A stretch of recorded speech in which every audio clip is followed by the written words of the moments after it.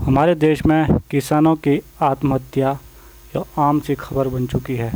हमारा देश एक ऐसा है जहां किसान आत्महत्या करने के लिए मजबूर हो जाते हैं। किसान जो दुनिया भर को अनाज देता है, दुनिया भर के लिए अनाज उगाता है, उसकी हालत इतनी ख़राब हो जाती है यह कोई सोच नहीं सकता। किसान जो दुनिया भर के लोगों के लिए हर वर्ष अलग अलग तरह के फल, सब्जी, अनाज उगाता है, उसे आत्महत्या करने पर मजबूर होना पड़ता है। यह कितनी बड़ी बुरी बात किसी देश के लिए हो सकती है। परंतु भारत में हर वर्ष सैकड़ों किसान आत्महत्या कर लेते हैं। वह बीज खरीदने के लिए और अपनी फसल को बीजने के लिए जो भी खर्चा आता है उस खर्चे को कर्ज के रूप में लेते हैं और इस उम्मीद से कर्जा लेते हैं कि जब फसल आएगी तो वह इस कर्जे को वापस लौटा देंगे।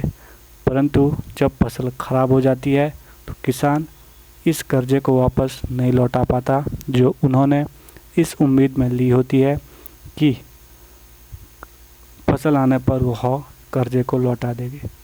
लेकिन जब वो इस फसल को, इस पेमेंट को लौटा नहीं पाता तो उन्हें मजबूरन आत्महत्या करने के लिए बाध्य होना पड़ता है। ऐसी घटनाएं सैकड़ों पे है जहां किसानों को आत्महत्या करने के लिए मजबूर होना पड़ता है। ऐसे किसानों की सरकार भी मदद नहीं करती है। साफ तौर पर अगर ऐसे किसानों की मदद सरकार करें तो हो सकता है यह आत्महत्याएं कम हो जाए और फसल भी उगती रहे। जिस तरह से किसानों की स्थिति लगातार ख़राब होती जा रही है, ऐसे में किसानों की संख्या घटने की भी उम्मीद है। अगर किसानों की संख्या घट गई तो वह समय भी दूर नहीं है जब अनाज उगाने वाले लोगों की संख्या काफ़ी कम हो जाएगी। ऐसे में अनाज की कमी भी हो सकती है।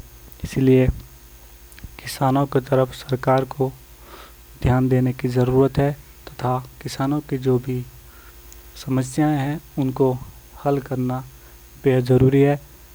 तभी यह आत्महत्या का रेट रुक पाएगा और किसानों की स्थिति सुधर पाएगी।